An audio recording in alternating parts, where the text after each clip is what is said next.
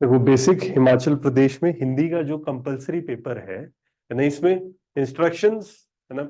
Instructions पढ़े, 5 question होंगे, अनिवार्य है सभी क्वेश्चन। मार्क्स सामने लिखे हुए हैं, आंसर को लेजिबल हैंड राइटिंग में लिखे, तो हिंदी भी थोड़ा साफ लिखना जरूरी है।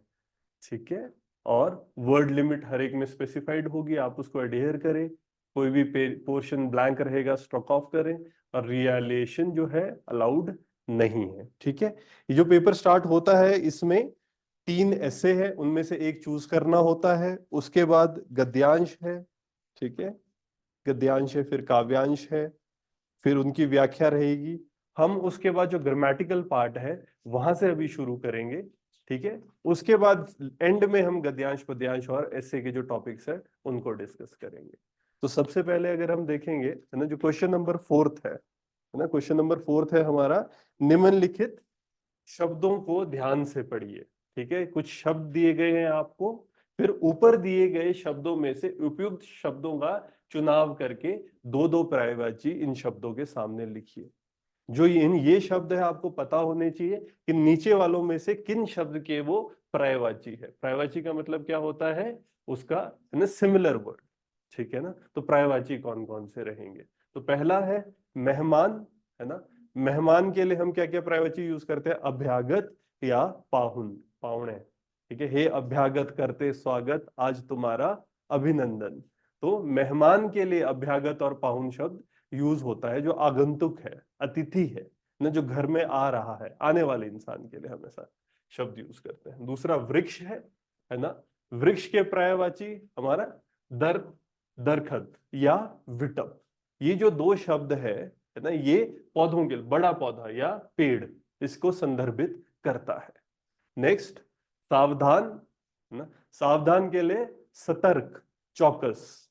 जब हम सावधान शब्द यूज करते हैं, क्या है ये? जागरूकता दिखाता है, सतर्कता दिखाता है। फिर अंग, अंग के लिए पर्यायवाची भाग और काया। काया शरीर के लिए, बॉडी ना, देह के लिए शब्द यूज करते हैं। तो भाग ये वस्तु का हिस्सा या शरीर के एक भाग को दर्शाता है। एक क्षमता, क्षमता का पर्यायवाची सामर्थ्य या शक्ति। क्षमता क्या होता है ना, अगर आप कुछ कर सकते हैं, आपकी योग्यता है ना, योग्यता को ये व्यक्त करता है। फिर कुछ और शब्द जो दिए हुए थे, जैसे दुरुस्त है। दुरुस्त का मतलब क्या होता है? सही, ठीक, उचित, है ना, ठीक है। फिर कंतारा, है ना। कंतारा क्या होता है? कंतार ये जंगल या कोई वीरानी जगह है ना, उसको कंतार शब्द यूज करते हैं। तन्मयता, तन्मयता के जैसे ना, वह तन्मयता से पढ़ रहा है। लीन होके अगर आप किसी काम को करते हैं, ठीक है ना, लीन होने की भावना से अगर आप काम करेंगे। फिर आंखुआ, ये क्या है? अंकुरित या उगने की जो प्रारंभिक स्थिति होती है, जब शुरू में है ना बीज है ना अंकुरित हो रहा हो, उसको कहते हैं। और समग्र, समग्र है संपूर्ण या पूरा। फिर आलंब है, आलंब को सहारा कहते हैं या किसी का आधार, आधार आलंबन, किसी के साथ आलंबित है। घटक, है ना, अव्यय, एक बड़े समूह या संरचना का अगर कोई हिस्सा है ना, तो उसे घटक कहते हैं। तन्मय, तन्मय किसी काम को पूर्ण रूप से लीन होकर करना, तन्मयता, तन्मयता शब्द यूज किया जाता है।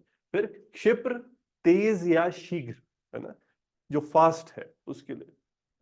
अकिंचन, अकिंचन क्या है? निर्धन, जो गरीब है, इसके लिए अकिंचन। हम जो पूजा में बोलते हैं ना, हम अकिंचन। ठीक है ना।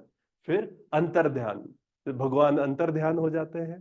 पैसे लेकर वो मेरे अंतर्ध्यान हो गया, है ना। अदृश्य हो जाना, गायब हो जाना। ठीक है ना, इस तरीके से। या हमारे शुरू में दिखाते तो भगवान वो अंतर्ध्यान हो गए, तो अंतर्ध्यान गायब हो जाना। फिर संधि विच्छेद। ठीक है, हर एक कुछ शब्द दिए हैं, इनके संधि विच्छेद करना। तो शब्द क्या है? सन्मति, सबको सन्मति दे भगवान। तो सन्मति क्या है? सत जमा मति, है ना। संधि का प्रकार कौन सा है? व्यंजन संधि। ठीक है। सन्मति में अगर आप देखोगे सत है, सत का एंड कैसे होता है? त से। और मति में क्या है? म, है ना। तो मत, तो यहां पर त और म के बीच में जो संधि है, ठीक है, इसके जुड़ने से क्या बन जाता है? न। ये व्यंजन संधि का उदाहरण है। तो यहां पर ये सन्मति हो जाता है। ईश्वर अल्लाह तेरो नाम, सबको सन्मति दे भगवान। फिर भावुक, भावुक कौन होता है? इमोशनल, है ना। तो यहाँ इसका संधि विच्छेद अगर हम देखें, भाव जमा उक, है ना, ये कौन सी संधि है? व्यंजन संधि। तो यहां पर भी जो भाव रहेगा, भाव का व है और दूसरी तरफ उक, इसके बीच में संधि है। भले ही कोई विशेष वर्ण परिवर्तन नहीं हो रहा है, लेकिन है ना, इस मिलन को हम व्यंजन संधि मानते हैं। फिर मतैक्य या मैतक्य, है ना, ये मत जमा एक्य। यहां क्या हो रहा है? दीर्घ संधि। दीर्घ संधि में क्या होता है? जैसे बड़ा होना, है ना, मात्राएं बड़ी हो जाती है। तो इसमें क्या क्या रहेगा? जैसे एक तरफ हम क्या देख रहे हैं? मत का त है और दूसरी तरफ एक क्या है? इसमें ए है। तो इनके बीच में संधि से त और ए का क्या बन जाएगा? ए ना, ए बड़ा हो गया। जैसे छोटी ई होती है, छोटी ई बड़ी ही हो जाती है, तो ये दीर्घ है। ठीक है, तो इसको दीर्घ संधि कहेंगे। फिर दुस्साहस, ये दुस्साहस कैसे किया तुमने, है ना, दुह जमा साहस। तो जो बैड होगा ना, बैड प्लस साहस, तो क्या है? विसर्ग लगे हैं, विसर्ग संधि हम इसको कहते हैं। तो दुस्साहस जो है, इसमें जो दुह है यहां पर विसर्ग है और अगले आगे शब्द में साहस में स, है ना। तो यहां पर जो विसर्ग है, जब भी हम, जैसे विसर्ग है यहां पर, इसका जब ये जुड़ता है तो शब्द जो होगा नेक्स्ट, है ना, कनेक्ट हो रहा है विसर्ग का उच्चारण अगले शब्द के साथ, तो यहां पर विसर्ग का स में परिवर्तन हो जाएगा। ठीक है, दुह का दुस्साहस, तो आधा सा लग रहा है हमारा, दुस्साहस। तो यहां पर स में परिवर्तन हो रहा है। तल्लीन है, तल्लीन, है ना, किसी चीज में बहुत ज्यादा ध्यान से आप काम कर रहे हो, उसी में खो गए हो, तो तत् जमा लीन, उसमें लीन हो जाना। कौन सी संधि है? यण संधि, है ना, तल्लीन। यहां पर क्या है? एक तरफ हमारा त है, अंत में त है, और दूसरी तरफ है ना ल है। तो यहां पर त प्लस ल, इसमें यण संधि हो जाएगा तो ल बन जाएगा, तल्लीन, आधा ल, है ना। व्यंजनों में परिवर्तन हो रहा है। फिर मनोयोग, ना, मन जमा योग, ये क्या है? विसर्ग संधि है ना। यहां पर अगर हम देखेंगे मनोयोग में, ये मना है एक तरफ, है ना, मना, इसमें विसर्ग लगी है और आगे योग का य है, फिर विसर्ग और य है, ये आपका ओ बन जाएगा, तो मनोयोग, ना, मन जमा योग, मनोयोग। फिर अनुच्छेद, है ना, अनु जमा छेद, ये व्यंजन संधि है। अनुच्छेद में क्या हो रहा है? अनु, है ना, अनु के साथ ये छ, एक तरफ क्या रहेगा हमारा? उ जमा छ, तो इनके बीच में संधि हो रही है। अनु में एक उपसर्ग है, अनु एक उपसर्ग की तरह है, और छेद जो शब्द है ना, ये व्यंजन वर्ण है। जब इन दोनों को मिलाएंगे तब व्यंजन संधि के अनुसार दोनों शब्द जुड़कर अनुच्छेद बन जाता है। ठीक है, इस तरह को व्यंजन संधि कहते हैं। ठीक है, यहाँ पर अलग अलग ध्वनियों को सम्मिलित करने से एक नए शब्द का निर्माण होता है। अनुच्छेद क्या होता है ना, अपने विचारों को एक, जैसे ना हम कहते हैं एक छोटा अनुच्छेद लिखिए, एक निश्चित विषय पर अपने विचारों की जानकारी देना, एक खंड लिखना। फिर अन्वेषण, अन्वेषणा, है ना, कोयले की अन्वेषणा, आप किसी के ऊपर रिसर्च कर रहे हो, तो अनु प्लस एषण, ये क्या है? गुण संधि है। अन्वेषण, अनु, है ना, जिसमें उ लगा है, और एषण का ए ध्वनि, इनके मिलने से उ और ए के मिलाप से व बन रहा है। ठीक है, गुण संधि। फिर निरस, नीर जमा अस, यानी व्यंजन संधि है। यहां पर क्या हुआ? नीर, नीर का र है, और यहां पर इसके आरंभ में अ है। इन दोनों के मिलने से विशेष तरह की कोई ध्वनि नहीं बन रही, बस नी रस हो जाएगा, दोनों शब्दों को जोड़कर व्यंजन संधि बन रही है। यथेष्ट, ये क्या है? यथा जमा ईष्ट, गुण संधि है। यथेष्ट, है ना, यहाँ पर आ की ध्वनि है और दूसरी तरफ ई है, इन दोनों के, है ना, आ और ई के मिलाप से ए बन रहा है, ये गुण संधि है। ठीक है, तो यहां पर संधियां, है ना, संधि एक शब्द को दो तरफ तोड़ना। फिर जो नीचे दिए गए शब्द है, इन लाइन है, इसके लिए एक शब्द देना है ना, सेंटेंस के लिए एक शब्द। बहुत बढ़ा चढ़ा कर बोलना, जब आप बहुत बढ़ा चढ़ा के, अतिशोक्ति है, अतिशोक्ति अलंकार, कोई एक्स्ट्रावेगेंटली हम शो कर रहे हैं, तो ये अतिशोक्ति है। तो किसी कोई बहुत बड़ा चढ़ाकर कोई बात कह रहा हो, कोई घटना है या कोई भावना है या किसी वस्तु की जो वास्तविकता है ना, उससे उसको ज्यादा बड़ा दिखाना, महत्व या उसका गुणवत्ता का दर्शन को प्रयोग करने के लिए इसको किया जाता है। ठीक है, और कभी कभी व्यंग्य में, काव्यात्मक अभिव्यक्ति में भी इसको यूज किया जाता है। ठीक है, जो अपनी जगह से अलग कर दिया गया हो, तो क्या है?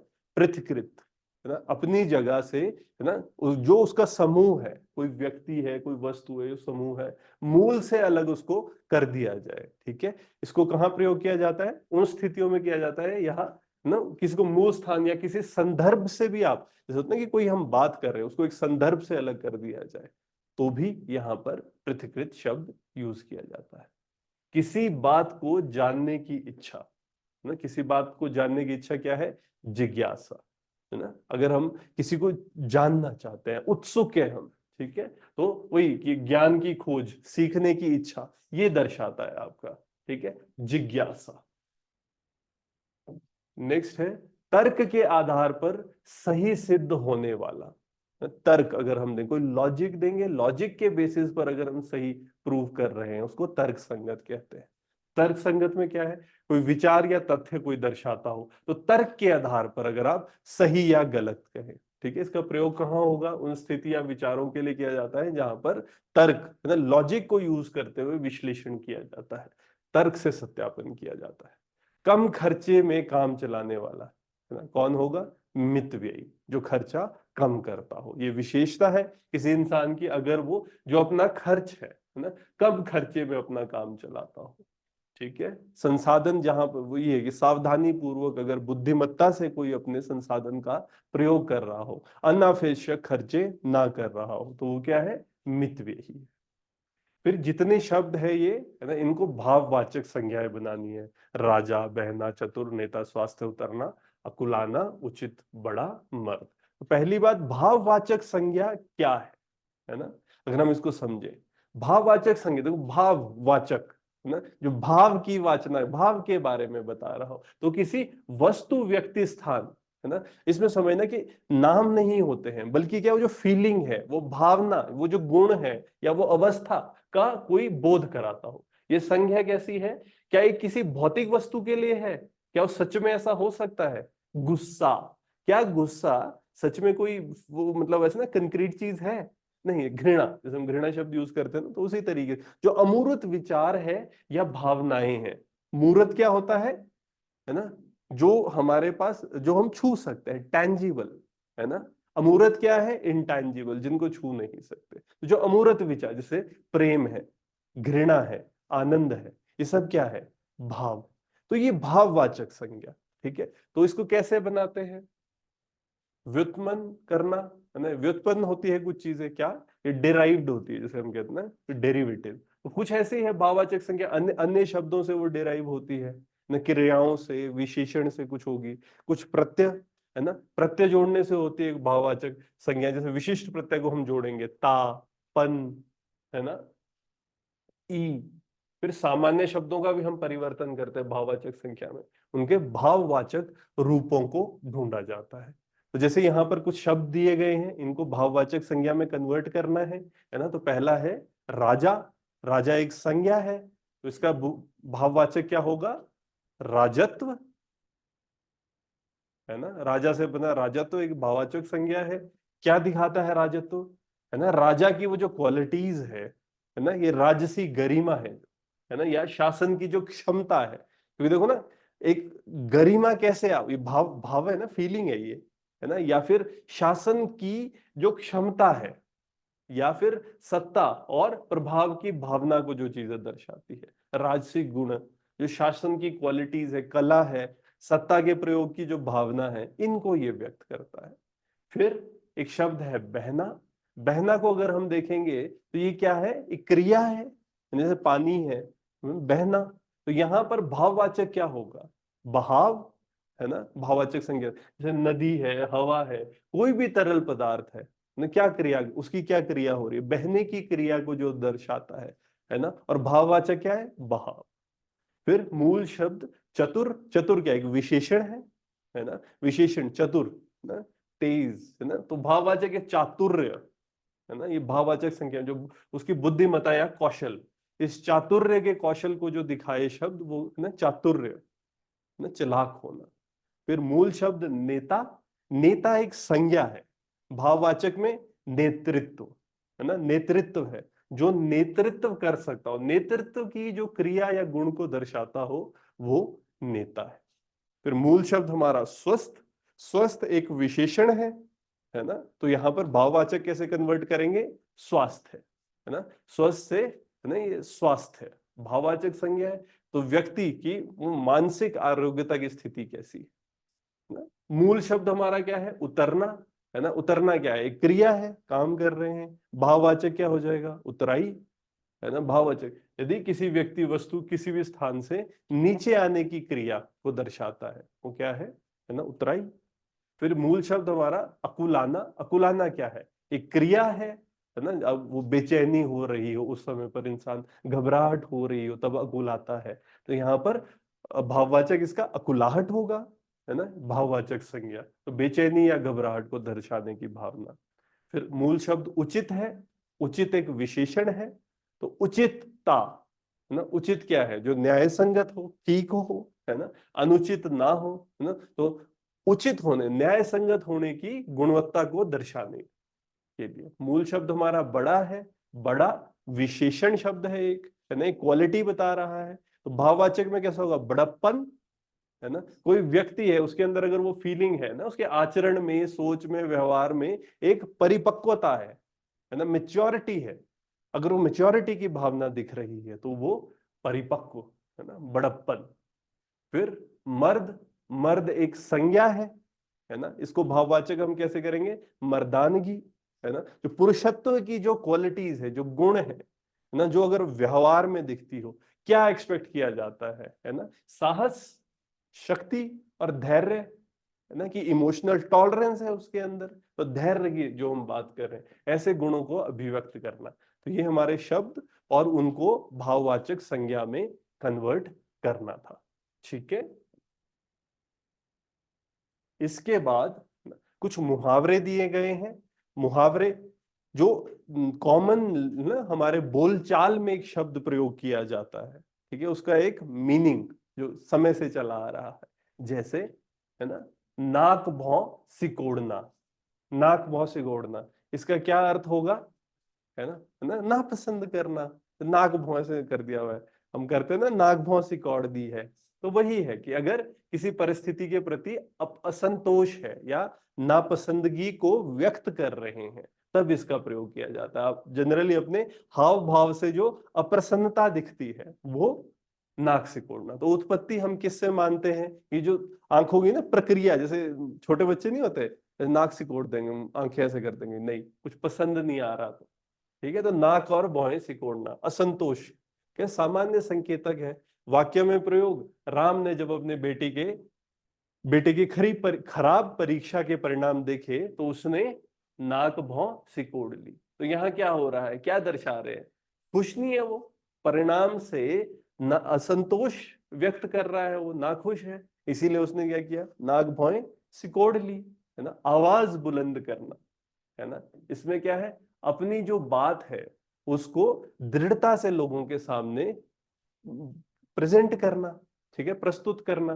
तो यहां पर नॉर्मली ये आवाज बुलंद कब करते हैं, इसका प्रयोग ज्यादा तब रखा जाता है जब कोई इंसान किसी मुद्दे पर है ना अपनी राय व्यक्त कर रहा हो, जैसे होता है कि स्पेसिफिकली अपना आत्मविश्वास, और अगर ना एक जैसे ना ह्यूमन अपने राइट्स के लिए कोई फाइट कर रहा हो ना, अपने आइडियाज को लोगों के सामने रख रहा हो, तो वहां पर जैसे इसकी उत्पत्ति अगर हम देखेंगे तो आवाज का मतलब बोलना है, बुलंद क्या है, उसको बढ़ा देना, आवाज को शक्तिशाली रूप से रखना। और ये मुहावरा कब जनरली यूज होता है, कि बढ़ाकर अपनी आवाज को किया जा रहा है, एक क्रिया को दर्शा रहा है कि वो दृढ़ता से अपने विचारों को लोगों के सामने प्रेजेंट कर रहा है, दृढ़ता से विचारों को व्यक्त कर रहा है, ठीक है।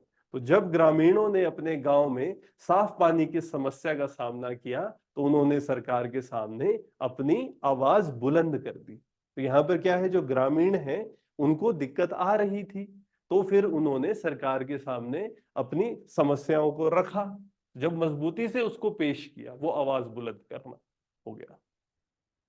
काम तमाम करना, ठीक है, तो काम तमाम का शाब्दिक अर्थ क्या होगा, किसी काम को पूरा करना है ना। एक लाक्षणिक अर्थ अगर हम नॉर्मली इसका देखें वो कैसा होता है, कि किसी काम को समाप्त करना, और जो ऐसा ना कि कॉन्टेक्स्ट में एक किस तरीके से यूज किया जाता है, कि कोई समस्या है ना, या किसी व्यक्ति या किसी स्पेसिफिक संदर्भ में इसको जब प्रयोग किया जाता है, कब, कि काम तमाम जो होता है मौत से रिलेटेड है ना, या अंत को संदर्भित अगर किया जाए तब इसका प्रयोग ज्यादा किया जाता है, उसका काम तमाम कर दिया। ठीक है, तो वाक्य में अगर हम इसका प्रयोग करेंगे तो अगर साहित्यिक उपयोग हम देखें साहित्य की तरफ, जब तक राजा ने दुश्मनों का काम तमाम नहीं किया तब तक वो चैन से नहीं बैठा। ठीक है, तो क्या दुश्मनों को खत्म कर दिया। फिर इसके अलावा रोजमर्रा में अगर आप देखोगे, अगले सप्ताह तक अपनी सभी प्रोजेक्ट्स का काम तमाम कर दूंगा। ठीक है जी, मैं क्या करूंगा, अगले सप्ताह तक सारा काम खत्म कर दूंगा। और अगर व्यंग्यात्मक देखोगे है ना, जब से उसने नई नौकरी ज्वाइन करी है तब से उसका सामाजिक जीवन क्या हो गया है, काम तमाम हो गया। जब से पढ़ने आए हैं हम, है ना, हमारा सामाजिक जीवन का काम तमाम हो गया। ऐसा सबके हो रहा है सामाजिक जीवन के साथ। शादियों में नहीं जा पा रहे हो और कहीं चले जाते हो वहां भी सर मिल जाते हैं। चलो फिर जी छोटा करना। जी छोटा करना क्या है, ये है ना विनम्रता दिखाता है ना, विनम्रता की भावना, एक समर्पण की भावना ना, वहां जी छोटा करना कहते हैं। इसका अर्थ है किसी के सामने अपने आप को तुच्छ या नम्र दिखाना, दोनों तरफ को, एक नम्रता की तरफ भी है, एक तुच्छता की तरफ भी, दोनों तरफ से हम बात कर रहे हैं। ठीक है, या परेशान गुस्सा हो जाना, तो है ना कब यूज किया जाता है, उन स्थितियों में प्रयोग किया जाता है जब है ना इंसान अपनी हैसियत या अपनी मांगों को कम कर देता है, जी छोटा कर देता है। ठीक है जी, तो यहां पर मुहावरा है, इसकी उत्पत्ति कहां से हुई, जैसे जी का मतलब क्या होता है, मन, आत्मा, छोटा करना है ना, या अपने आप को कम समझना। तो इस प्रकार का नॉर्मली मुहावरे वहां है ना एक विनम्रता या समर्पित रूप में भी प्रयोग करते हैं। यहाँ वाक्य प्रयोग में अपने देखें, अपनी गलती का एहसास करने पर सुरेश ने है ना अपने बॉस के सामने जी छोटा कर लिया और माफी मांग ली। तो यहाँ पर जी छोटा क्या दिखा रहा है कि उसने गलती स्वीकार करी और विनम्रता से एक समर्पण भाव दिखा दिया। ठीक है, तो जी छोटा कर। फिर खाक छानना। खाक छानने का अर्थ होता है बहुत ज्यादा कोशिश करना, बहुत ज्यादा मेहनत करना, है ना, खासकर है ना किसी वस्तु स्थान को खोजने की जब आप कोशिश कर रहे हो उस समय पर। ठीक है, नॉर्मली ये कहाँ यूज किया जाता है, जहां पर परिणाम थोड़ा अनिश्चित होगा, ऐसी परिस्थितियों में ना इसका प्रयोग होता है। मुहावरे की उत्पत्ति अगर हम देखें तो पुराने समय से एक प्रक्रिया है ना, जहां पर लोग किसी चीज को ढूंढने के लिए है ना खाक में छानबीन कर रहे हैं। खाक छानना, लगे हुए ढूंढने मिट्टी के अंदर। ठीक है, ये क्या व्यक्त करता है ना, किसी चीज को ढूंढने के लिए गहन खोज की जा रही है। रमेश ने अपने खोए हुए कुत्ते को ढूंढने के लिए पूरे शहर में खाक छान ली या खाक छान रहा है। इस वाक्य में क्या दर्शाया जा रहा है ना, अपने खोए हुए कुत्ते को ढूंढने के लिए बहुत अधिक प्रयास कर रहा है। ठीक है, शहर में उसको खोज रहा है, खाक छानना। फिर आगे निर्देशानुसार वाक्य परिवर्तन कीजिए। तो हर एक वाक्य के साथ कुछ निर्देश दिए हैं, हमने उन निर्देशों का पालन करना है। पहला है, राम के अयोध्या वापस आने पर आनंदोत्सव मनाया गया। जब राम वापस आए तो वहां अयोध्या में आनंदोत्सव, आनंद का उत्सव मनाया गया। तो मिश्रित वाक्य है, इसको मिश्रित वाक्य में बदलना है। ठीक है, मूल वाक्य है ना, राम के अयोध्या वापस आने पर आनंद उत्सव मनाया गया, है ना, तो जब राम अयोध्या वापस आए तो वहां पर है ना आनंद उत्सव मनाया गया या आनंद उत्सव मनाया गया।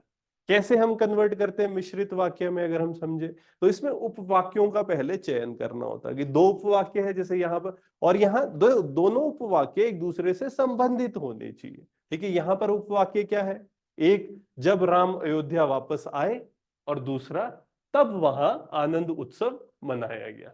तो इन दो वाक्य रहेंगे, फिर उनको क्या करना है, एक संयोजक से जोड़ना होता है। ठीक है, जैसे जब है, तब है, ये संयोजक होते हैं। तो संयोजक का प्रयोग करके हमने इसको जोड़ना है, और अंत में क्या देखना है कि अर्थ का संरक्षण हो रहा है कि नहीं। ये ध्यान रखना है कि मिश्रित वाक्य में जब परिवर्तित किया जा रहा है तो जो मूल वाक्य का एक अर्थ है ना, वो अर्थ संरक्षित रहे। जिस घर में बुजुर्ग नहीं होते वहां बरकत नहीं होती, है ना, इसको क्या करना है, साधारण वाक्य में परिवर्तित करना है। तो यहां बुजुर्गों के बिना वाले घर में बरकत नहीं होती। तो कैसे करेंगे सरल वाक्य? वही उपवाक्यों को पहले संक्षेपण करेंगे उनका। कौन कौन से उपवाक्य है? जिस घर में बुजुर्ग नहीं होते, दूसरा वहां बरकत नहीं होती। ठीक है, इनको तो सरलीकरण करना है, तो यहां पर सरल शब्दों में इसको लाना होता है। और ध्यान क्या रखना होता है? हमेशा एक ही ध्यान रखना है, जो मूल वाक्य है ना, मूल वाक्य का जो आधार है ना, जो उसका अर्थ है, वो नहीं बदलना चाहिए। फिर मुझे पता ही नहीं चला कि तुम आए हो, इसको क्या करना है? संयुक्त वाक्य में बदलना है ना। संयुक्त वाक्य क्या होते हैं? वो है ना वह वाक्य जो दो से अधिक स्वतंत्र वाक्य या उपवाक्यों को मिला के बनते हैं। जैसे है ना, और, पर, किंतु, लेकिन, यदि, तो इत्यादि। इन योजकों का प्रयोग अगर दो या दो से अधिक वाक्यों को, उपवाक्यों को जोड़ने में किया जाए तो उसको संयुक्त वाक्य कहते हैं। तो इनकी सहायता से जोड़े जाते हैं। तो इन उपवाक्यों का अपना स्वतंत्र अस्तित्व भी होता है। ठीक है, और एक दूसरे के साथ वो संबंधित होते हैं। ये ध्यान रखना कि दो वाक्य एक दूसरे के साथ संबंधित रहते हैं। मूल वाक्य क्या है? मुझे पता ही नहीं चला कि तुम आए हो। तो संयुक्त कैसे करते हैं? तुम आए पर मुझे पता ही नहीं चला, है ना। संयुक्त वाक्य में क्या वही उपवाक्यों का आप चयन करेंगे? यहाँ पर दो उपवाक्य है, तुम आए, मुझे पता नहीं चला, योजक है ना। तो पर जैसे योजक का प्रयोग किया जा सकता है। और अंत में क्या देखना, क्या मीनिंग सेम लग रहा है, मूल वाक्य का अर्थ बना रह रहा है, तो ठीक है। क्या कह रहे हैं? जब तुम चलो तो मुझे फोन कर देना। क्या करना है? इसको साधारण वाक्य में बदलना है। तो तुम्हारे चलने पर मुझे फोन कर देना। साधारण वाक्य क्या है? तो साधारण वाक्य वह होता है जिसमें एक ही मुख्य क्रिया होती है। ठीक है, स्वतंत्र विचार को यह व्यक्त कर रहा होता है और एक सिंगल, जो हम कहते हैं ना, कि मुख्य क्रिया इसमें होगी। तो इस प्रकार के वाक्य में जटिलता कम होती है ना, सीधे और स्पष्ट रूप से यह संदेश समक्ष रख रहा होता है। तो यहाँ साधारण वाक्य के लिए क्या करना है? संयुक्त तत्वों को हटाना पड़ेगा, है ना। तो यहाँ पर क्या है? जैसे, जब, तो, इनको हटाना होगा और वाक्य को संक्षेप रूप में प्रस्तुत करना होगा। और क्या देखना है कि मूल अर्थ वो रह रहा है या नहीं। ठीक है, मूल वाक्य का अर्थ बनाए रखना है। मेहनत करने वाले विद्यार्थी को सभी शिक्षक प्यार करते हैं। इसको क्या करना है? मिश्रित वाक्य में बदलना है। तो मिश्रित में क्या होगा? जो विद्यार्थी मेहनत करते हैं उसे सभी शिक्षक प्यार करते हैं। मिश्रित वाक्य क्या है? जिसमें मुख्य एक उपवाक्य, ये प्रधान वाक्य है ना। ये एक या एक से अधिक हो सकते हैं। एक अधिक क्या होंगे? फिर गौण वाक्य हम कहते हैं, जो आश्रित उपवाक्य होते हैं। आश्रित का मतलब डिपेंडेंट। तो आश्रित उपवाक्य जो है हमारे मुख्य उपवाक्य पर निर्भर होते हैं और इससे अक्सर विशेषण या क्रिया के रूप से जानकारी दी जाती है। तो सबसे पहले क्या करेंगे? उपवाक्य का निर्माण, है ना। तो पहले हमें आश्रित उपवाक्य को निर्मित करना होता है। जो विद्यार्थी मेहनत करता है, ये क्या है? आश्रित उपवाक्य है। फिर उपवाक्य को जोड़ने के लिए योजक, जो या की, इन योजकों का प्रयोग करें। और अंत में हम क्या देखेंगे कि मीनिंग सेम रह रहा है या नहीं। ठीक है, इस तरीके से हम इन सेंटेंसेस को बनाते हैं।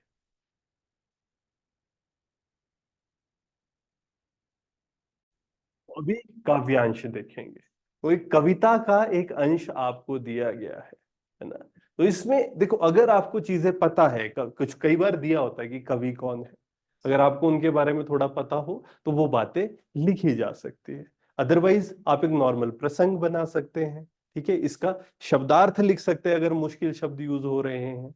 फिर एक सरलार्थ बना सकते हैं, सिंपल शब्दों में इसको लिख दो। एक भावार्थ बना सकते हैं। फिर अगर इसमें आपको कोई विशेष दिख रहा हो, ग्रामेटिकली, व्याकरण से अगर आप कुछ पकड़ पा रहे हो, ठीक है, कि किस तरह की संधियों का प्रयोग है या कौन सा अलंकार है ना, और कोई रस है, किस प्रकार की भाषा का प्रयोग किया गया है ना, सामान्य भाषा है, ब्रिज भाषा है ना, खड़ी बोली है ना। तो उस इन बातों को हमने इसमें लिखना होता है। तो क्या कह रहे हैं? निबिड़ अविद्या से मन मूर्छित, तन जर्जर है भूख प्यास से, व्यक्ति व्यक्ति दुख दैन्य ग्रस्त है, दुविधा में समुदाय पस्त है, लो मशाल अब घर घर को आलोकित कर दो, खुश होंगे हम। इन निवृत्त बाहों को निर्बत बाहों का यदि उपहास तुम्हारा, क्षणिक मनोरंजन करता हो, खुश होगा, खुश होंगे हम।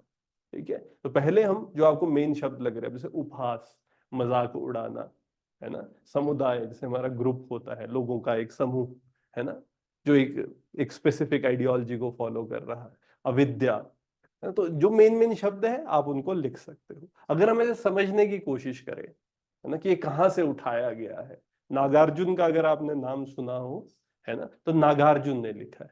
तो आधुनिक जो हिंदी काव्य जगत है, इसकी चेतना के क्षितिज पे हम किसके व्यक्तित्व को मानते हैं, है ना, नागार्जुन। निसंदेह नागार्जुन है जिन्होंने हिंदी साहित्य को अलंकृत किया है। नागार्जुन किस तरह की कविताएं लिखते थे ना, जैसे इन्होंने रोटी, कपड़ा और मकान जैसी मूलभूत आवश्यकताओं पर इन्होंने लिखा है। लोगों के जीवन के संघर्ष, है ना, जो इन्होंने खुद भी संघर्ष किया, लोगों का जो संघर्ष है वो इन्होंने अपनी कविताओं में भी व्यक्त किया है। ठीक है, इन्होंने अपने अनुभवों का वर्णन किया है और बाकी लोगों के भी जो जीवन को ना प्रतिरूपित किया है, जो कठोर सच्चाइयां हैं जीवन की ना, उन्होंने इसको दर्शाया है। जो दैनिक जीवन में आम मनुष्य, है ना, प्रॉब्लम फेस करता है, दिक्कत फेस करता है, उनको इन्होंने दिखाया है। तो काव्यांश, है ना, इसको अगर हम व्याख्या करने की कोशिश करें तो यहाँ निबिड़ अधिविद्या से मन मूर्छित, इसमें नागार्जुन क्या कर रहे हैं, है ना, ये दिखाने की कोशिश कर रहे हैं कि आगे देखिए, अगर आपको पता है नागार्जुन ने लिखा है तो आप इस तरीके से लिखोगे, थोड़ा नागार्जुन के बारे में लिखोगे, या अगर उन्होंने दिया हो कि नागार्जुन ने लिखा है। अगर नहीं दिया है तो फिर लेखक है वो क्या कह रहे हैं, या कवि, जैसे कव्यांश है तो कवि क्या कहते हैं काव्यांश में, तो उन्होंने तो इसमें किस चीज के बारे में बता रहे हैं, जो समाज है इसमें अज्ञानता है, गरीबी है, दुख की भावनाएं हैं, इसको उजागर किया है। क्या बताते हैं वो ना, वे बताते हैं किस प्रकार समाज के लोग अज्ञानता के कारण मानसिक रूप से पीड़ित है ना, शरीर कैसे पीड़ित है, भूख से पीड़ित है, शरीर कमजोर हो गया है ना, हर दुखी व्यक्ति दुख और दारिद्र्य से ग्रस्त है, और पूरा समुदाय कैसा है, दुविधा से भरा है और निराश है। फिर उसके बाद कवि क्या करता है, एक आह्वान करते हैं लोगों से, है ना, कि हम घरों को आलोकित करने का समय आ गया है, हर घर को आलोकित करने के लिए। तो कैसे होगा, है ना, लोगों को, तो लोग यदि उनके प्रयासों का मजाक उड़ाते हैं तो भी वे प्रसन्न रहेंगे, है ना, क्योंकि, है ना, उनका उद्देश्य क्या है, समाज को जागरूक करना और प्रकाश फैलाना। तो ये क्या है, एक सिंपल एक्सप्लेनेशन कि कैसे नागार्जुन ने मतलब काव्यांश में लिखा है, उसकी एक व्याख्या करनी है। फिर इसमें किस तरह की भाषा है ना, तो इस काव्यांश में प्रयोग की गई भाषा, है ना, काव्यात्मक है, और इसमें विम्बात्मक है ना, विम्बात्मक। तो इसमें क्या है, कठोर और प्रभावशाली भाषा का प्रयोग किया है, वही ना, किस तरह की भाषा, कठोर भाषा है, और किस तरीके का रस है, एक वीर रस की भाषा, है ना, वीर रस का प्रभाव इसमें स्पष्ट रूप से दिखाई दे रहा है। कुछ करने के लिए जब हम किसी को, है ना, उत्साहित करते हैं, मोटिवेट करते हैं, है ना, देशभक्ति के साथ, वीर ना, वीर रस है। तो यहाँ पर व्याकरण के संदर्भ में यहाँ संज्ञा, विशेषण और क्रिया, इनका समुचित प्रयोग दिखता है ना, और इसमें काव्य को गहराई और अर्थपूर्णता ये प्रदान कर रहा है। इसके अलावा नागार्जुन की जो एक कविता है, क्या कर रही है, समाज के उन दुखद पहलुओं को उजागर करती है जिनसे आम आदमी जूझ रहा है ना, और इस प्रकार ये क्या कर रहा है, एक संवेदनशील चिंतन को प्रदर्शित करता है कि संवेदना है उनके अंदर, चारों तरफ जो भी हो रहा है उससे वो संवेदित है, और उसके लिए लोगों को उत्साहित करने की कोशिश कर रहे हैं। ठीक है, फिर एक गद्यांश है ना, गद्यांश की अपने शब्दों में व्याख्या कीजिए। अर्थ सदा से शक्ति का अंध अनुगामी रहा है, जो अधिक सबल था उसने सुखों के साधनों का प्रथम अधिकारी अपने आप को माना है, और अपनी इच्छा और सुविधा के अनुसार ही धन का विभाजन करना कर्तव्य समझा। यह सत्य है कि समाज बनाने के उपरांत उसके विकास के लिए प्रत्येक व्यक्ति को, चाहे वह सबल रहा हो, निश्चिंत मेधावी, या चाहे मंदबुद्धि, सुख से नहीं तो जीवन निर्वाह के साधन देने आवश्यक सा हो गया। परंतु यह आवश्यकता भी शक्ति की पक्षपाती नहीं रही है। सबल ने दुर्बलों को उसी माया निर्वाह को सुविधाएं देना स्वीकार किया जिस मात्रा में वे उसके लिए उपयोगी सिद्ध हो सके। इस प्रकार समाज की व्यवस्था में भी वह साम्य ना आ सका जो सबके व्यक्तित्व को किसी एक तुला पर तोलता। ठीक है, तो यहाँ क्या बात हो रही है, एक एक्सप्लॉयटेशन की बात है ना, कुछ लोग हैं है ना, उनका एक्सप्लॉयटेशन हो रहा है। किसने लिखा है ना, ये महादेवी। तो यहाँ पर ये महादेवीकृत, ये स्त्री के अर्थ, अगर आपको ये बात पता है, अदरवाइज ना कि उनके बारे में आपको मैं बताना चाहूंगा, समझे ना। महादेवीकृत स्त्री के अर्थ स्वतंत्र का ये प्रश्न नामक निबंध है। ये 1935 की श्रृंखला थी, 1935 में एक कड़ियों में प्रकाशित हुआ था। इस निबंध में जो हमारे महादेवी वर्मा है ना, उन्होंने स्त्री की अस्मिता और स्वतंत्रता के सवालों को बहुत मजबूती से उठाया था। महादेवी वर्मा 1907 से 1987 छायावाद की है ना प्रतिष्ठित और प्रसिद्ध साहित्यकारों में से एक है। उनके साहित्य में अनुभूति की सूक्ष्मता और चिंतन की गंभीरता दोनों संतुलित रूप से देखी जाती। तो इन्होंने क्या क्या लिखा है, निहार 1930, पश्चिम 1932, निर्जा 1934, फिर सानिध्य गीत 1936, दीप शिखा 42, अग्नि रेखा मरणोपरांत ये प्रकाशित हुई थी। तो ये सब इनके महत्वपूर्ण काव्य संग्रह है। तो कवित्री होने के साथ साथ वे एक चिंतनशील है ना गद्यकार भी थी। और स्त्री के अर्थ स्वतंत्र का प्रश्न महादेवी वर्मन का विचार, ये प्रधान निबंध है। उसका शीर्षक क्या है, अर्थ सदा से शक्ति का अंध अनुगामी रहा है। महादेवी वर्मन है ना की दृष्टि में समाज और शक्ति। अगर हम कोई बात पता थी तो हम इनके बारे में लिख सकते थे, अगर लिखा होता, ठीक है। हमें नहीं पता है तो हम नॉर्मली शुरू करेंगे, है ना। तो कि जो गद्य लिखा है, तो जो पहले तो जैसे प्रसंग में अगर हम कह रहे हैं कि महादेवी वर्मन है, कैसे है ये, छायावादी युग की प्रमुख कवित्री है ना, चिंतनशील गद्यकार है, स्त्री के अर्थ स्वतंत्र का प्रश्न निबंध में इन्होंने क्या बात करी है, सामाजिक संरचना और शक्ति के संबंध पर इन्होंने प्रकाश डाला है। और उनका साहित्य कैसा है, समाज के गहरे चिंतन और अनुभूतियों की सूक्ष्मता को यह दर्शाता है। ठीक है, तो अगर इनके बारे में हमको पता है तो ये बातें कह सकते हैं, अदरवाइज डायरेक्टली हम सरलार्थ करेंगे कि गद्यांश में क्या है, या प्रसंग में भी कि क्या प्रसंगित कर रहा है। जैसे जो भी हमारे समाज में ना चिंताएं हैं या जो प्रॉब्लम्स हैं ना, उनको निवारण के बारे में या उनको दर्शाया जा रहा है, बताया जा सकता है। तो सरलार्थ कैसे होगा, इस गद्यांश में देखिए महादेवी वर्मा क्या कहते हैं, या फिर आप क्या यूज कर सकते हैं, है ना, कि लेखक लेखक क्या कहते हैं, है ना, कि धन हमेशा शक्ति के पीछे चलता है। यहाँ पर क्या दिखाया गया, जो शक्तिशाली है वो अपने पास कंट्रोल रखने की कोशिश कर रहा है ना। तो यहाँ पर जिसके पास अधिक शक्ति है वह आराम और संसाधनों को अपने पहला अधिकार मानता है। जिनके पास शक्ति कम है ना, उनको नहीं मिल रही ये चीजें।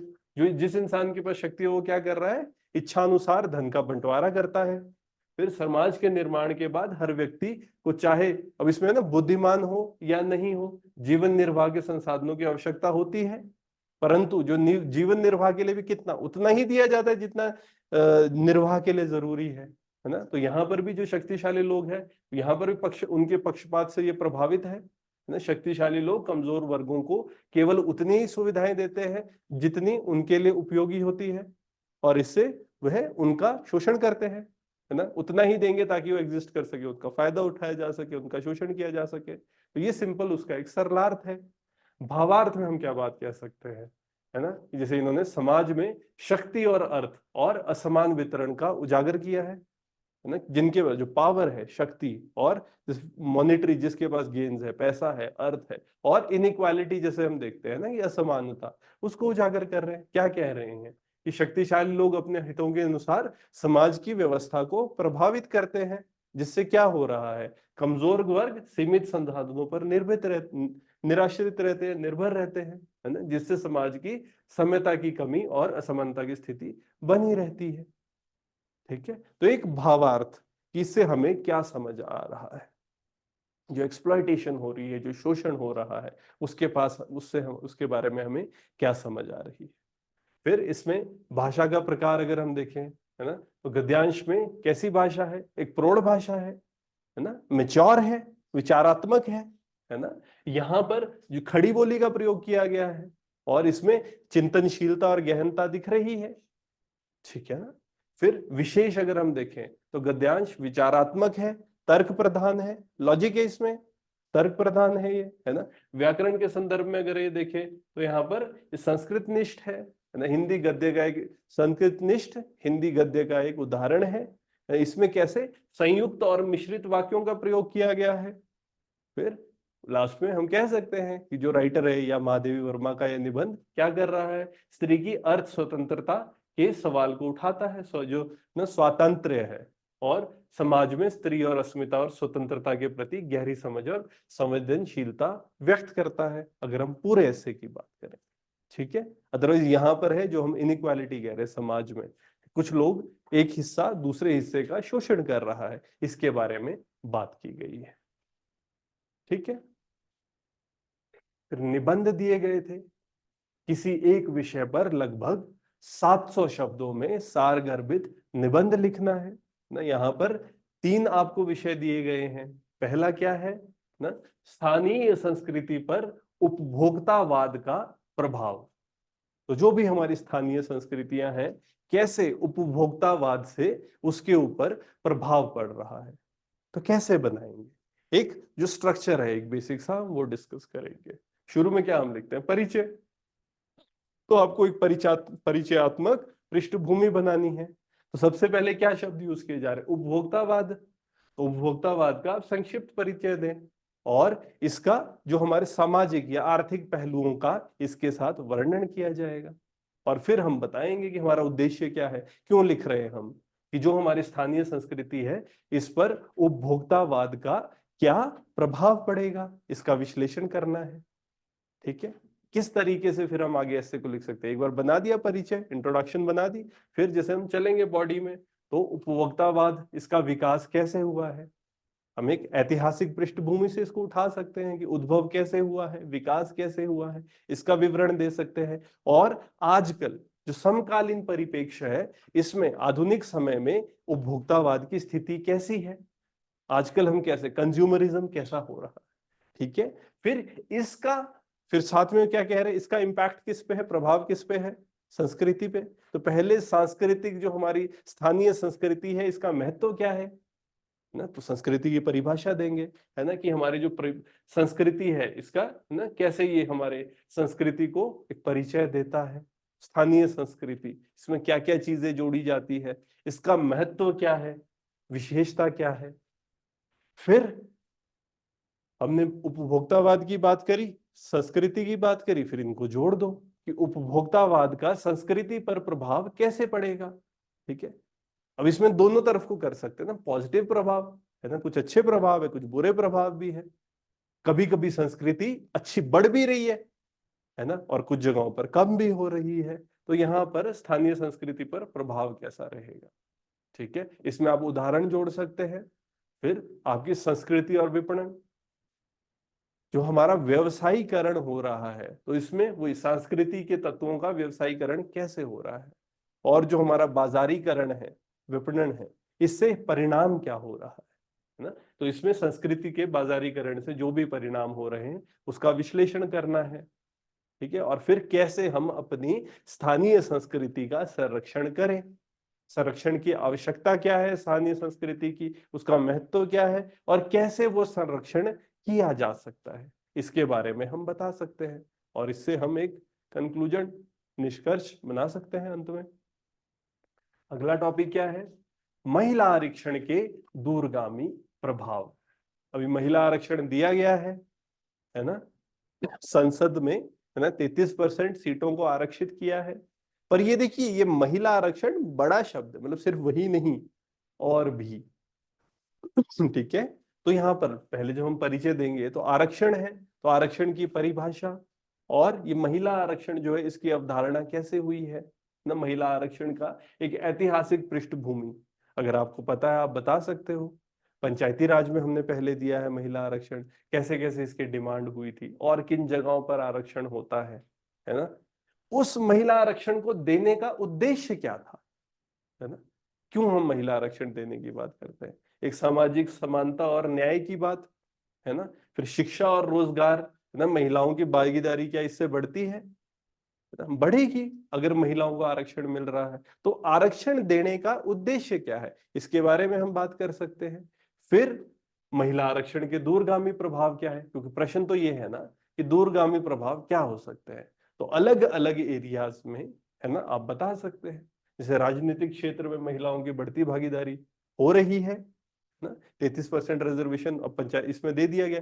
पंचायती राज में कुछ जगहों पर, कुछ स्टेट जैसे हिमाचल है, हिमाचल ने 50% रिजर्वेशन भी दिया है। ठीक है, फिर इससे शिक्षा और रोजगार में कैसे परिवर्तन हो रहा है रिजर्वेशन से। कुछ स्कीम्स हैं, है ना, उसमें महिलाओं के लिए, अब जैसे हमारे लोन मिलते हैं, मुद्रा लोन, तो उसमें कुछ हिस्सा महिलाओं के लिए है। तो यहां पर फिर समाज में लैंगिक समानता की दिशा में कैसे प्रगति हो रही है अगर हम आरक्षण दे रहे हैं। फिर आरक्षण की चुनौतियां क्या है, लोग आलोचनाएं क्या है इसकी, है ना, जैसे हम कहते हैं ना कि टेक्निज्म और सामाजिक बदलाव में, है ना, देरी हो रही है इससे। योग्यता और आरक्षण के बीच तनाव रहता है। ये बहुत लंबे समय से, है ना, आरक्षण का डिबेट है कि योग्यता और आरक्षण, एक तरफ की योग्य होना चाहिए इंसान काम करने के लिए। हम सोशल जस्टिस की बात करते हैं ना, तो समाज में हम क्या चाह रहे हैं कि लोगों को बेनिफिट मिले। फिर महिला आरक्षण का सामाजिक प्रभाव क्या होगा, अगर आप देखेंगे ना, पारिवारिक जो संरचना है और सामाजिक मानदंड, इनमें परिवर्तन होगा, है ना। एक युवा की दृष्टि में भी, दृष्टि युवा पीढ़ी की दृष्टिकोण में एक बदलाव आता है। फिर भविष्य, भविष्य किस डायरेक्शन में जाए, भविष्य की दिशा क्या है ना, कि समानता, है ना, समानता की ओर समाज अग्रसर होगा। नीति निर्माण, है ना, क्योंकि जब ऊपर आएगा इंसान तो महिलाओं की नीति निर्माण में भूमिका आएगी, पॉलिसी मेकिंग करेंगे अगर वो टॉप लेवल पे आ रहे हैं। और इसके अलावा फिर लास्ट में हम एक निष्कर्ष देंगे, है ना, कि महिला आरक्षण के दीर्घकालिक जो प्रभाव है ना, उनका एक सारांश, और समाज के लिए, है ना, आगे के लिए हम एक दिशा और सुझाव देंगे। ठीक है, तो ये हमारे निष्कर्ष में लिखा जा सकता है। अगला, है ना, युवा। भारतीय युवा आभासी दुनिया और वास्तविकता का द्वंद्व। ये आभासी दुनिया कहाँ है, इंटरनेट पे है, ठीक है ना। तो वही यहां बात हो रही है कि आभासी दुनिया और वास्तविकता, वास्तविकता क्या है, रियलिटी, है ना, कि सच में। तो जो रियलिटी है और इंटरनेट वाली रियलिटी है, उनके बीच का द्वंद्व। क्योंकि आजकल क्या हो रहा है, हम कहते हैं ना कि ज्यादा लोग अब आभासी दुनिया में जीने लगे हैं, इंटरनेट के साथ जुड़े रहते हैं, कनेक्टेड रहते हैं। तो इनका द्वंद्व, इस पे हमने बात करी। तो सबसे पहले जैसे हम परिचय लिखेंगे, सब विषय का आप परिचय दोगे। द्वंद्व,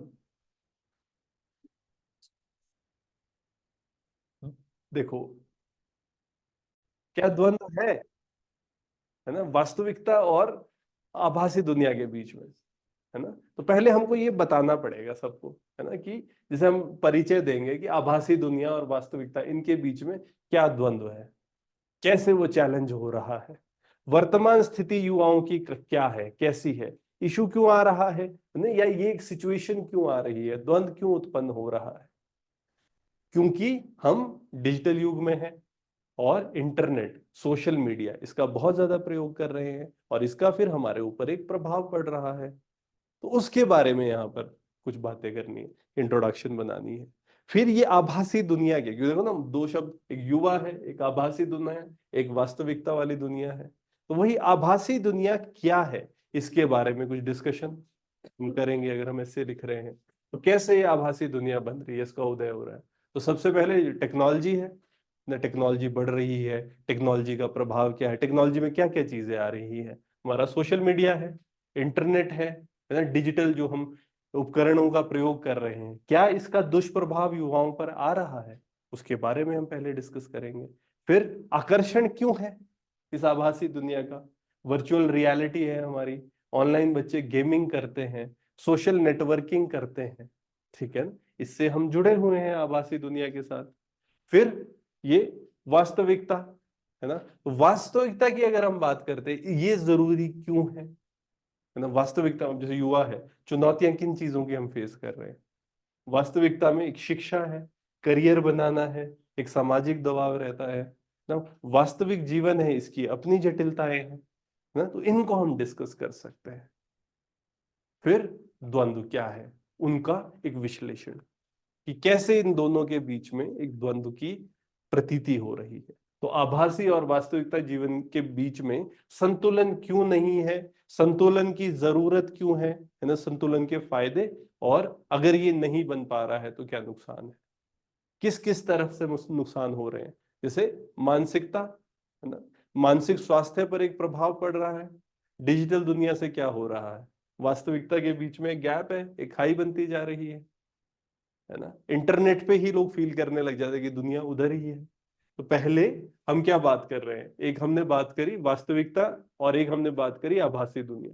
फिर हमने क्या बात करा कि इनके बीच में द्वंद्व क्यों है, क्या क्या प्रॉब्लम्स आ रही है, क्या क्या चैलेंजेस आ रही है, और फिर इसके समाधान देने होंगे।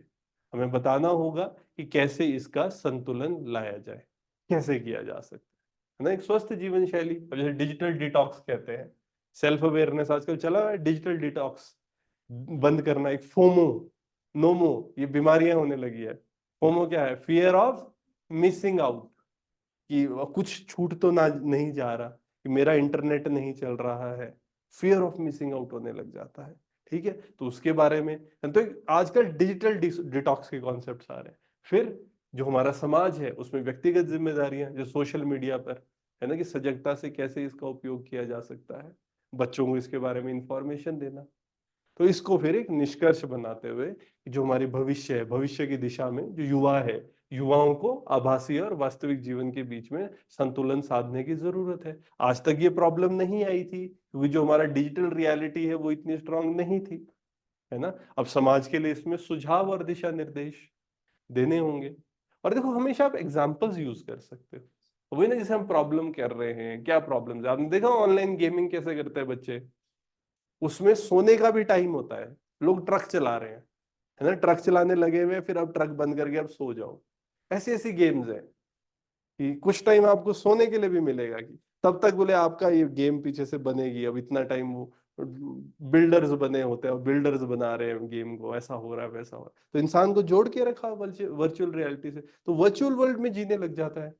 तो ऐसे ऐसे एग्जाम्पल्स देने होंगे प्रॉब्लम्स के। ब्लू व्हेल अगर आपने सुना हो, है ना, कई बच्चों ने सुसाइड कर लिया ब्लू व्हेल के चक्कर में, उन्होंने ले गए बच्चे को और बोला कूद जाओ, कूद गए, वो वर्चुअल रियलिटी में जीने लग गए थे ना। अब कई लोग वो पोकीमॉन इकट्ठे कर रहे होते हैं, है ना, वो आप गॉगल लगाए होंगे आपने, और आपको यहाँ जैसे मेरे को पोकीमॉन दिख रहा है कि यहाँ पर कहीं पोकीमॉन है, वहां पोकीमॉन, उसको इकट्ठे करने होते हैं जगह जगह जाके। पोकीमॉन किया है किसी ने? एक मोबाइल होता है, मोबाइल में आप ऐसे स्कैन करो जगह को, उसमें पोकीमॉन छुपा होगा, फिर वो पोकीमॉन ढूंढना है। तो उसके चक्कर में गिर रहे हैं बहुत लोग, गिर जाते हैं कुछ। तो क्या है, वर्चुअल रियलिटी और ना हमारे सच में मिक्स हो रही है लाइफ। तो वो प्रॉब्लम्स बतानी है और सोल्यूशन बताना है। ठीक है, इस तरीके का ऐसे दिया गया था। फिर गद्यांश तो सिंपल रहता है, गद्यांश है इसका हिंदी में अनुवाद करना है। गद्यांश दिया गया है ना, इसको अनुवाद सिंपल, है ना, हिंदी में शब्दों को तोड़ तोड़ के आप लिख सकते हो। तो मेन शब्द यहाँ पर क्या क्या यूज किए गए हैं, एक प्रॉस्पेरिटी शब्द है ना, समृद्धि, कि वेल्थ या सक्सेस दर्शाता है। ब्लिस क्या सिचुएशन है, आनंद, है ना, जॉय या हैप्पीनेस दर्शाता है। कॉन्फ्लिक्ट क्या होता है, संघर्ष, है ना, अगर किसी के साथ आर्ग्यूमेंट हो रहा है, डिसएग्रीमेंट हो रहा है। फिर एथिकल, एथिकल क्या होता है, नैतिक, है ना, मॉरली कोई चीज सही है या नहीं, है ना। कॉन्शियस, कॉन्शियसनेस क्या है, चेतना, है ना, ये अगर आपकी वो स्टेट की आप अवेयर है, अपनी सराउंडिंग्स के लिए अगर आप अवेयर है, उसको हम क्या कहते हैं, कॉन्शियसनेस। फिर थियोलॉजिकल, थियोलॉजिकल क्या होता है, धर्म से जुड़ा होता है, जो धर्मशास्त्र से अगर कुछ संबंधित हो, है ना, तो ये स्टडी है आपकी गॉड या रिलीजियस बिलीफ को स्टडी करना। और स्पिरिचुअलिटी क्या होती है, है ना, आध्यात्मिकता, ये आपका कि आप कंसर्न है ह्यूमन स्पिरिट से, सोल से, है ना, मटेरियल चीजों से थोड़ा उठ के सोचने वाली चीजें। तो यहाँ पर क्या क्या बातें कही गई है, Abraham Lincoln the greatest American leader who fought against the slavery and whose life paralleled that of the Mahatma in certain respects said at this point. तो कौन है, हिंदी में लिखना है, अब्राहम लिंकन, सबसे महान अमेरिका नेता जिन्होंने गुलामी के खिलाफ लड़ाई लड़ी और जिनका जीवन कुछ मामलों में महात्मा के समान था, ने इस बिंदु पर कहा, क्या कहा? There is one thing that I would like to say, happiness comes from a family's prosperity at various levels. क्या बात कही? एक बात है जो मैं कहना चाहूंगा, खुशी विभिन्न स्तरों पर परिवार की समृद्धि से आती है। गॉड्स ग्रेस गिव्स ब्लिस, है ना, टू ह्यूमन लाइव्स। भगवान की कृपा मानव जीवन को क्या देती है? आनंद देती है। Happiness and bliss are two important components of godly life on the earth. क्या है हैप्पीनेस? क्या है? खुशी, और ब्लिस, आनंद, पृथ्वी पर ईश्वरीय जीवन के दो महत्वपूर्ण घटक हैं। Perhaps there is so much conflict between people and nations because in our pursuit of prosperity and power, we have lost sight of ethical values.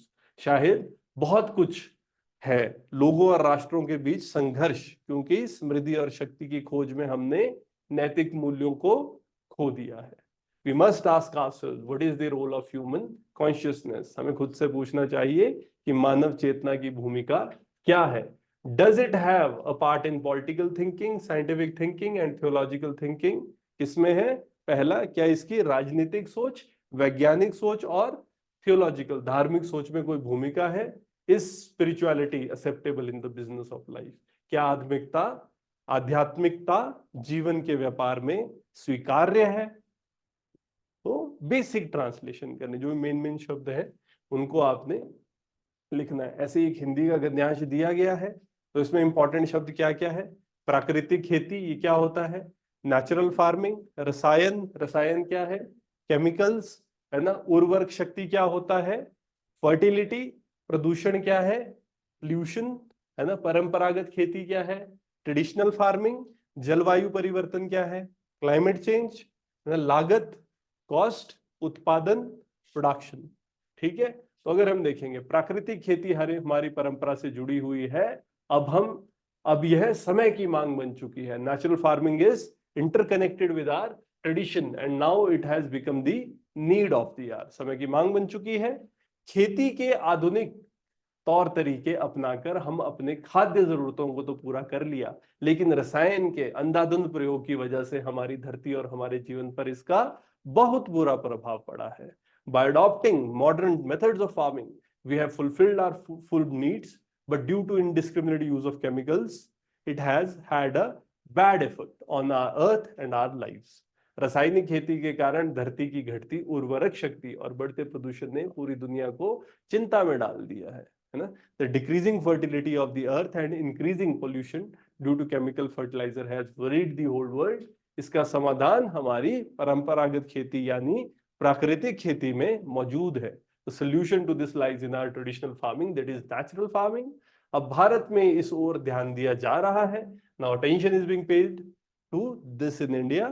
इस तरीके से की गई जाने वाली खेती की फसलों में जलवायु परिवर्तन की भार को सहने की ताकत रहती है। The crops cultivated in this manner have the strength to bear the weight of climate change. इसमें लागत कम आती है, पानी की बचत होती है और उत्पादन की भी बढ़ जाता है।